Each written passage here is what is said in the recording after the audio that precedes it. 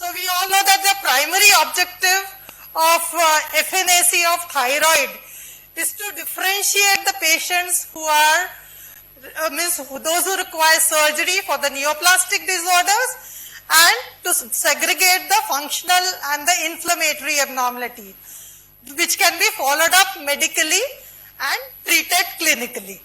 Okay? And we all know that this has all been dealt, but usually the non-palpable malignant nodules are very rare. And even if they are there, they are too small and with a low-grade type of morphology. And of course, we have to consider USG, which will tell you about the size of the nodule, various spectrum which are related to the high-grade features. Therefore, USG-guided FNAC is definitely a preoperative reference standard because of its high sensitivity and specificity. So, I'll be dealing with the malignant ones. Here, that is, it has the high probability of cancer followed by the suspicious category, and it should not go beyond the 3%. And here in the suspicious category, the definitive diagnosis can only be offered on the basis of your histopathology. Of course, we can say, that is why we are saying suspicious of malignancy. And these are the strong predictors of malignancy. Suprita madam has already told you the hypoechoic lesion with increased vascularity, taller than wider, peripheral calcification or calcification within. So these are to be considered in the, while dealing with your FNAC on the basis of the TIRAD. And of course the cervical lymph node. It is one of the very important feature whenever you are dealing with a malignant lesion.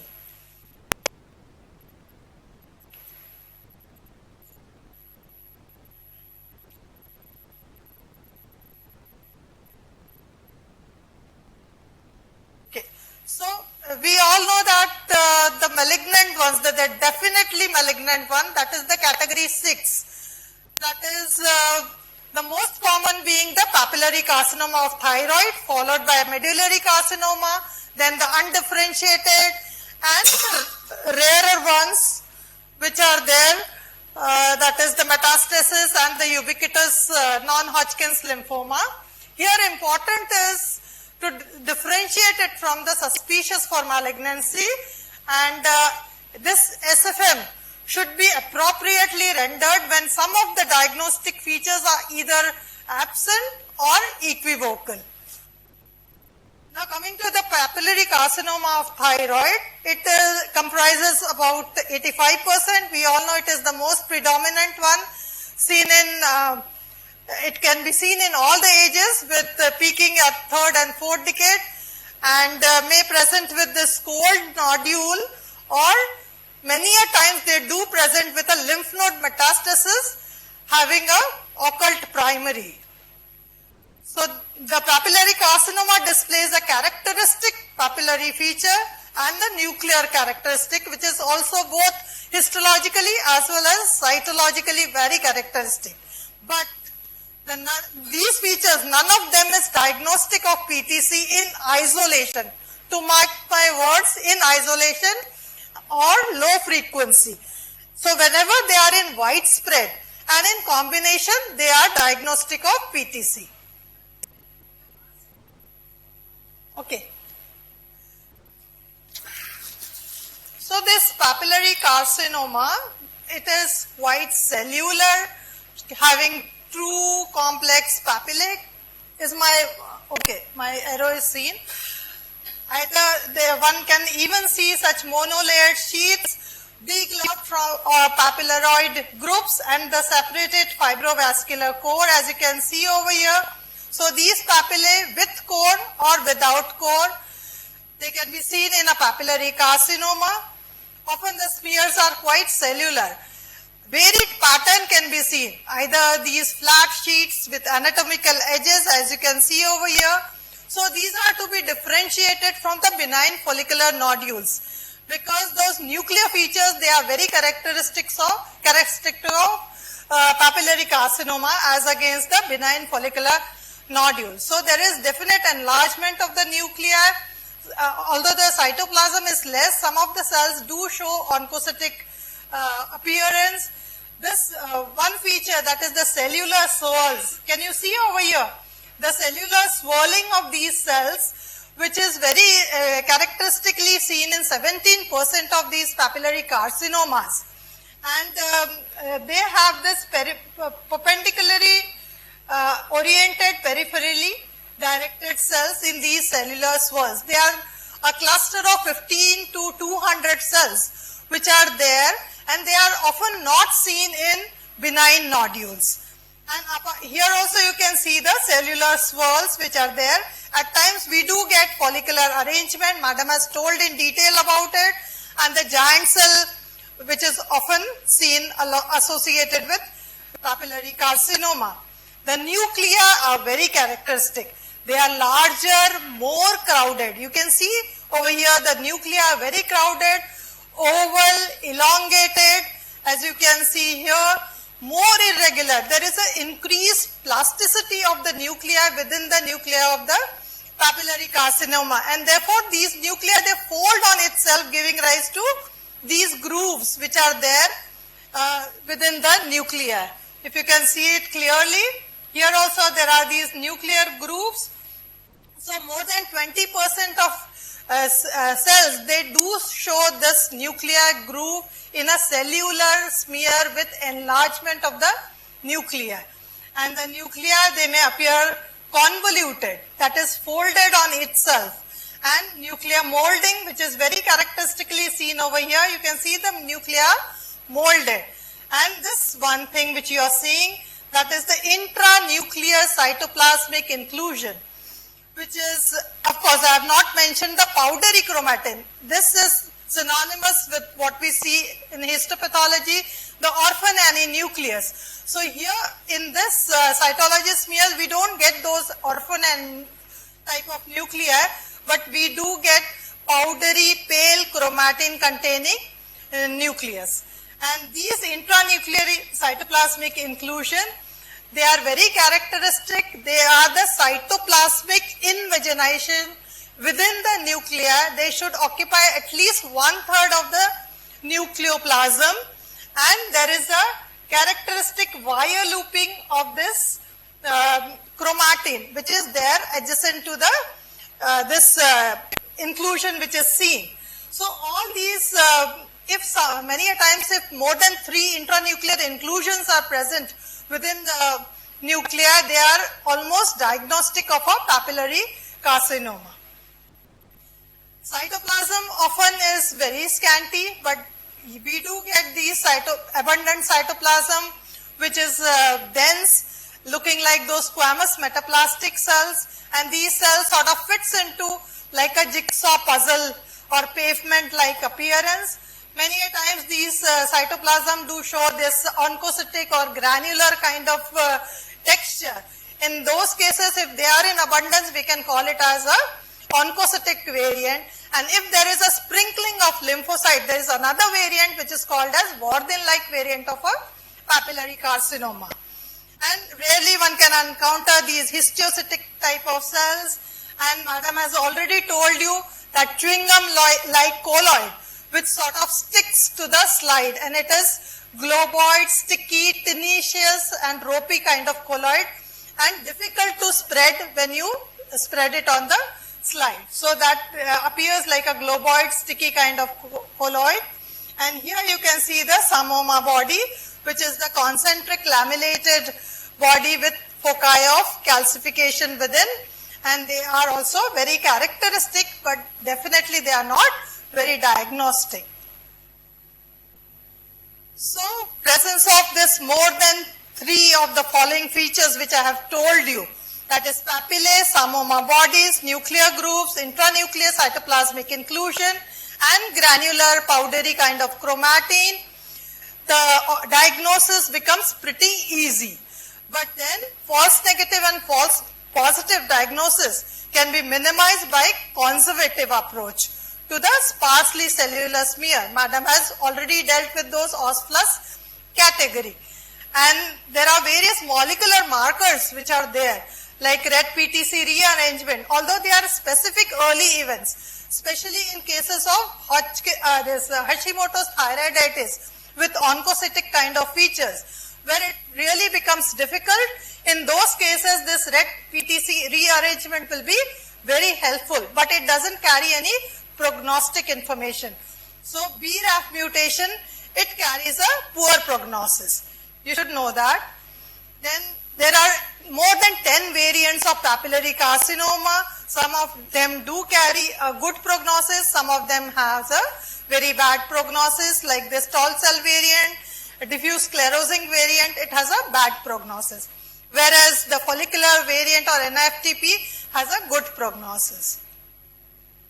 But they pose many a times problem in your diagnosis. Whenever we come to a diagnosis of a various papillary carcinoma, especially the cystic papillary carcinoma.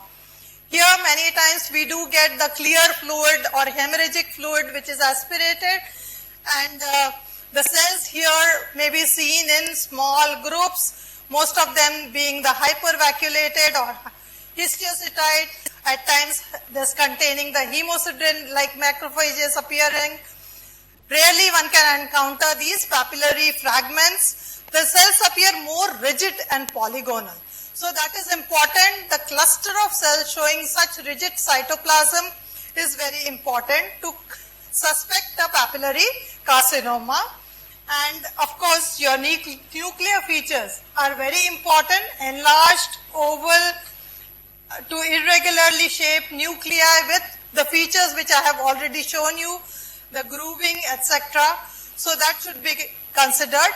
Rarely one may encounter just calcific bodies or psammoma bodies. We have seen those cases wherein just psammoma bodies were there and it was very difficult, and that is why whenever we aspirate the fluid which is there, we have to tap the hub and get the fluid totally and expresses, and then we have to process it accordingly. Now NIFTP and FEPTC, madam has already dealt in detail, but FEPTC can be, it is almost 30% of PTC. It may be either infiltrative growth pattern or encapsulated variant. What is common here is small to medium sized follicles with nuclear features of PTC. Okay? And this with infiltrative growth pattern, they often have this BRAF type of mutation. They may be diffuse PTC with multinodularity. Then encapsulated PTC, they have this RAS kind of mutation.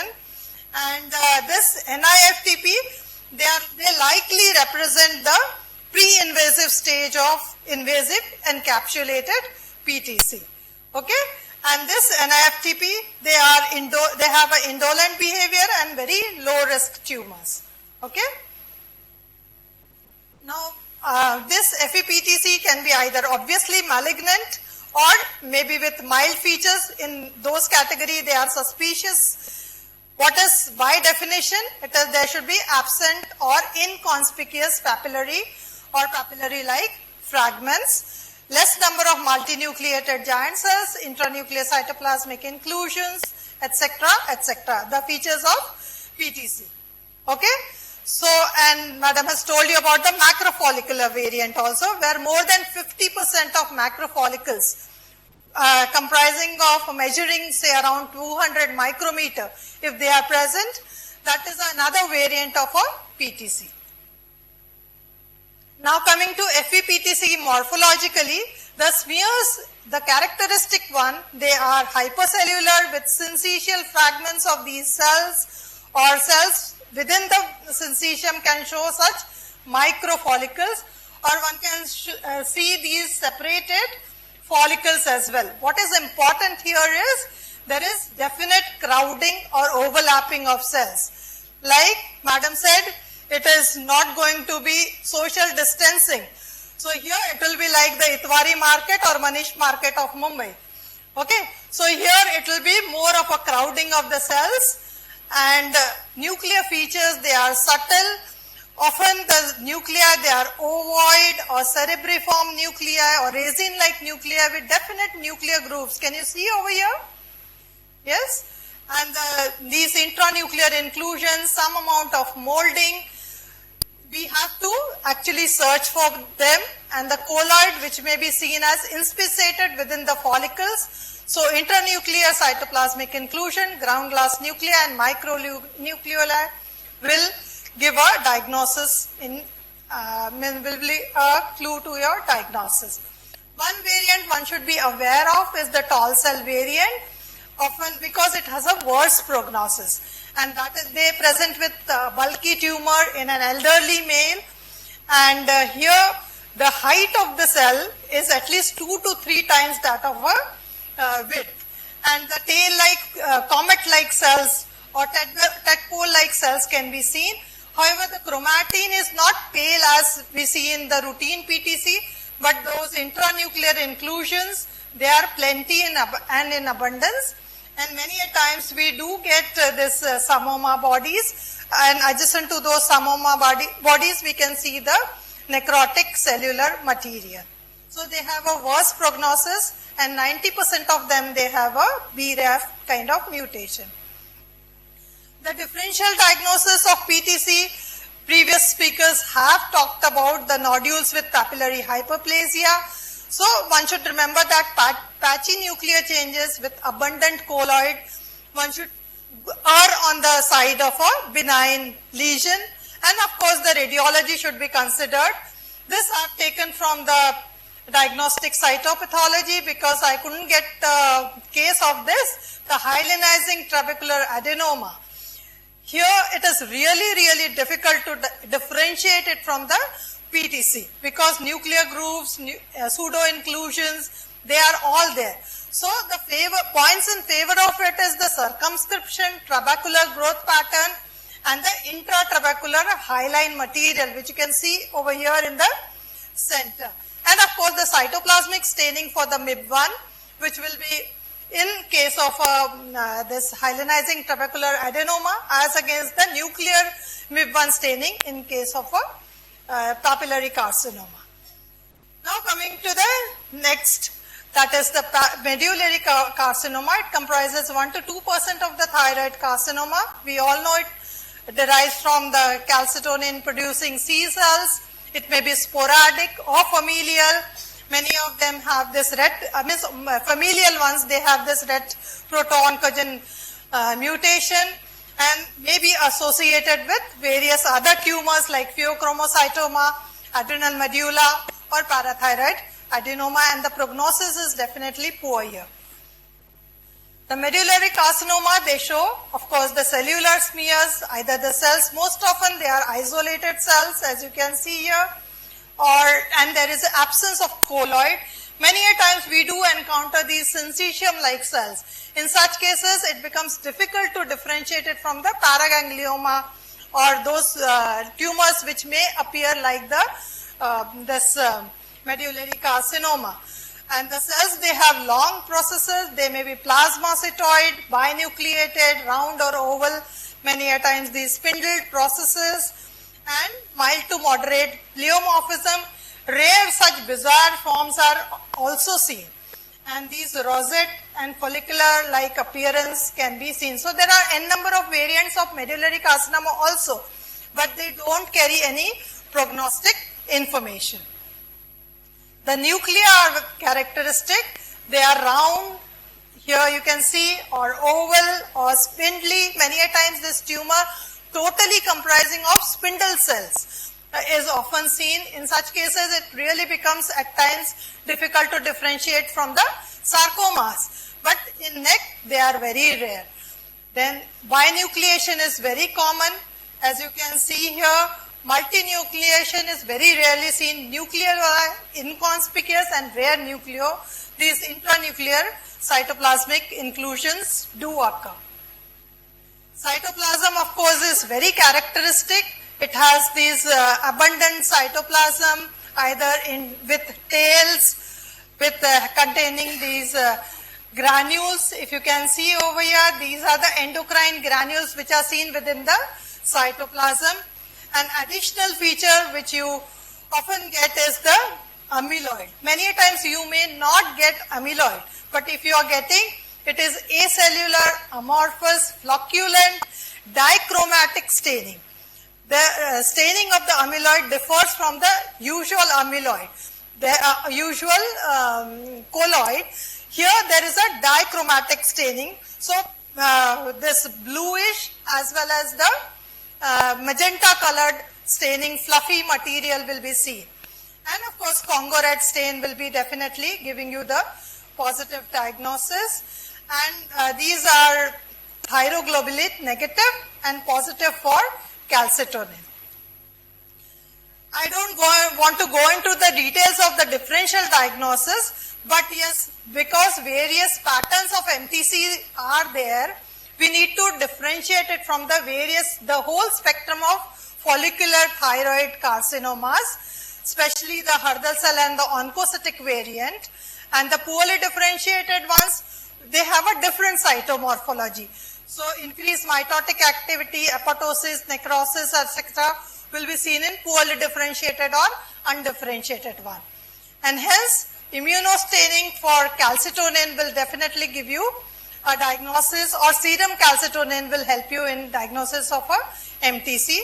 Neuroendocrine lesions at times really face a problem because they both are synaptophysin and neurogranin or chromogranin positive, and hence this immunostaining for calcitonin will be positive in case of MTC, whereas it will be negative in those other neuroendocrine like paraganglioma and even parathyroid neoplasm, wherein the parathormone will be positive. And in paraganglioma, the calcitonin will be negative. Other rare ones we may encounter at times, and we have to consider the nuclear as well as the immunostaining in such cases. Now, the last, that is the anaplastic or undifferentiated carcinoma. We all know it is one of the most aggressive one with poor prognosis, occurs in elderly people, and the characteristic clinical feature is the woody hard thyroid mass, which is tethered to the adjacent structure and giving a respiratory and esophageal obstructive symptoms. At times they do have this long-standing history of a goiter. And here you can see they are quite cellular, highly atypical looking cells, either in a cohesive clusters, and look at the background, it is quite necrotic. So these cells and overlying inflammatory cells which are seen over here. So the cells may show varied range from small to gigantic, epithelioid looking, spindled, plasmacytoid, squamoid, and with markedly pleomorphic nuclei with irregular nuclear contours, coarsely clumped chromatin, prominent nucleoli as you can see here, frequent intranuclear inclusions. And as I said, necrosis, many times we have seen one case wherein only giant cells were there. So multinucleated giant cells, mitosis, they are quite frequent, squamoid-like cells, and they are, here you can see plenty of inflammatory cells, and calcitonin and TTF1 and thyroglobulin is negative in these cases, and they are keratin positive. So they have a poor prognosis, high-grade lesion, aggressive, and most of the patients they succumb within 6 months. But the good news is there is an intermediate between these two. That is poorly differentiated carcinoma, which is intermediate between the differentiated thyroid carcinoma and anaplastic carcinoma. Often these are also aggressive. They do show this specific insular or a non-insular pattern. Here you can see this globoid collection of cells, or these are these scattered cells. Sometimes these reminiscent follicles may be seen because they may arise from the previously follicular lesions, plasmacytoid or oncocytoid kind of cytoplasm, nuclear irregularity, mitosis which is more than 3 per 10 high power field, and thyroglobulin and TTF1, it is positive, and calcitonin here is negative. So that these plasmacytoid cell can be differentiated from MTC on the basis of that. The ubiquitous thyroid lymphoma, they can occur as a primary or a secondary. It can be NHL or Hodgkin's. Often the most common ones are the DLBCL. As you can see here, the monomorphous population of large lymphocytic cells. Then in that case, it is quite diagnostic. But this MALT type of lymphoma, which is often associated with Hashimoto's thyroiditis. So here it becomes really difficult. So here they show mixture of small to large lymphocyte, and we have to look for absence of oncocyte, follicular cells and plasma cells. And of course the final diagnosis will only be given on the basis of your flow cytometry and the IHC. And rarely, whenever only the small cell type lymphoma is there, the inactive thyroiditis can be a part considered as a differential diagnosis. So presence of lymphoglandular bodies and monotonous population of large cell will favor a diagnosis of a lymphoma. Metastasis, of course, is uncommon, comprised of just 2%. It can be from malignant melanoma, carcinoma of lung, breast. Renal cell carcinoma is one of the commonest metastasis, and the large bowel metastasis can occur. And it becomes really difficult at times to differentiate it from the follicular carcinomas, and hence detailed clinical history and immunocytochemistry is important here. And of course the positivity for the hormone receptor, that is very important. TTF1 is of no use in case of differentiating it from the lung carcinoma. So other markers like thyroglobulin, calcitonin will help you arrive at the diagnosis. This is one case wherein metastasis from squamous cell carcinoma occurred in the thyroid. I need to mention here that squamous cell carcinoma can occur by a direct infiltration from the laryngeal, tracheal, or those kind of esophageal. And one can get such pleomorphic, keratinized kind of cells, and needless, we should look for these benign looking follicular cells to just differentiate all those malignant looking lesions which are there due to metastasis. Here also you can see such normal looking follicles and these malignant looking cells over here. And it is, they are very poorly differentiated and morphologically and immunohistochemically indistinguishable from mets from other organs. Now in short about this category 5, this is the suspicious for malignancy. This atypical to suspicious and suspicious to malignant, it is quite a subjective phenomena.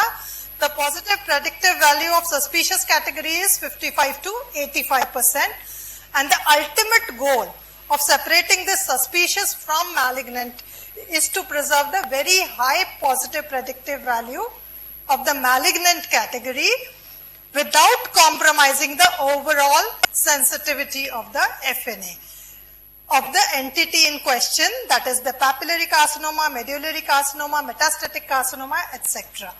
So when these smears are quantitatively or qualitatively insufficient, that is less cellular, not all cytological features are there, clinically and radiologically not correlating, and repeat FNA is not possible.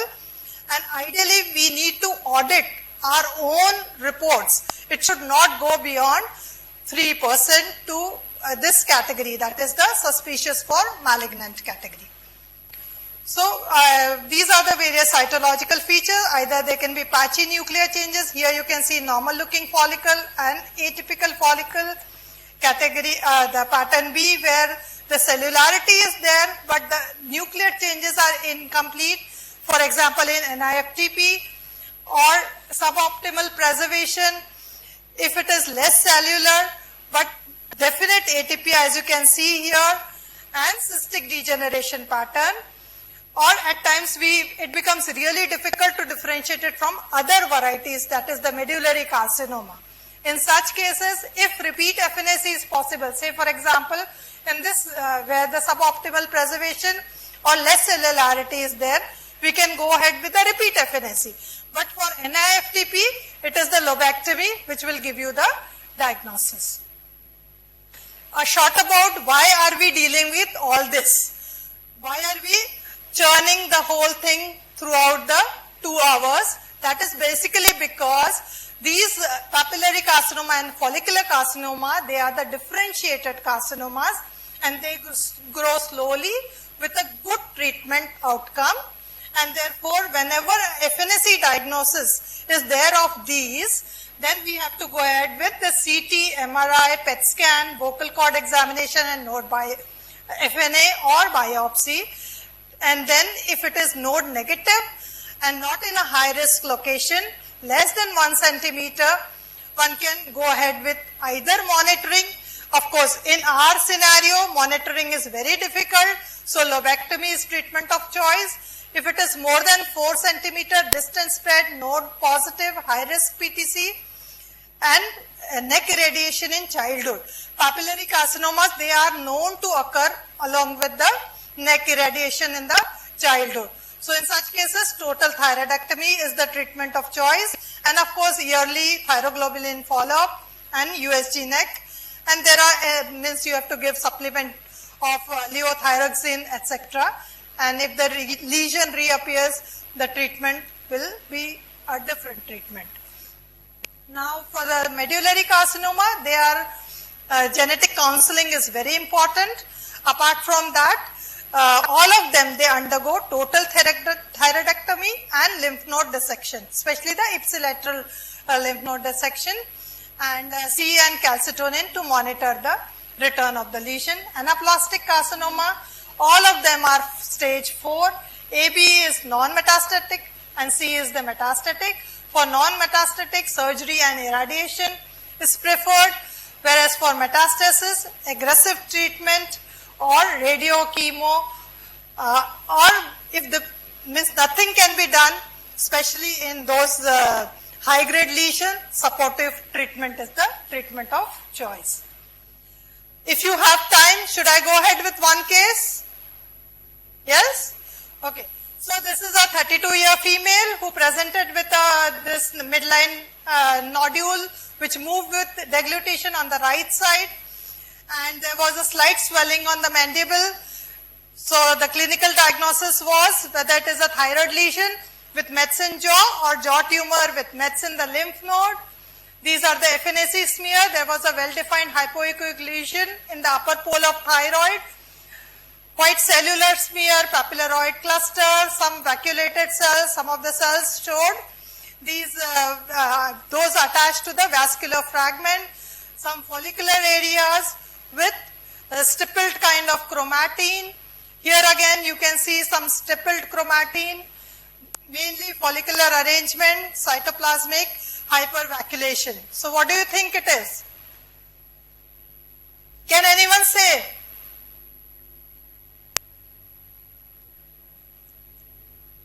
Is it a metastasis from a lymph node, thyroid follicular neoplasm, or a parathyroid neoplasm? Okay, so we need to differentiate it from the parathyroid versus thyroid. Mostly dispersed population of cells, cells with cytoplasmic vacuole, cells having tight papilloid clusters attached to the fibrovascular core, very characteristic of a parathyroid lesion, bare nuclei with stippled chromatine. So, and the follicular cells, thyroid carcinomas will show follicular cells in various configuration. Definitely some amount of colloid will be seen. If you have aspirated the adjacent area, you can see such sheets and the paravascular granules Suprita madam has already told you. So, we need to call the patient. We convinced her to get the FNAC done from the mandibular lesion, and there were these osteolytic lesions with sclerotic borders, and the FNAC from the mandible showed plenty of giant cells, hemorrhagic material, osteoblastic cells, and the histiocytes containing hemosiderate. Now what is your diagnosis? Come up with the diagnosis. Yes? Parathyroid lesion. Yes, we cannot say whether it is a parathyroid adenoma or a parathyroid lesion or hypoplasia. And hence, serum calcium and parathormone was done. And the parathormone levels were raised, serum calcium was raised. The histopathology revealed that the one gland which was removed was, and the other one was a normal parathyroid. So convincing or confirming our diagnosis of a parathyroid adenoma. So the take-home message today is that FNAC definitely plays an important role in the initial evaluation and the treatment decision in the thyroid nodules and differentiate it from the other adjacent nodules which can mimic a thyroid nodules. And there is a net gain in the tumor diagnosis in cytologically indicated excision and appreciable reduction in the economic cost of the disease. So that is from today. If you have any queries, we are there to answer your queries. Thank you.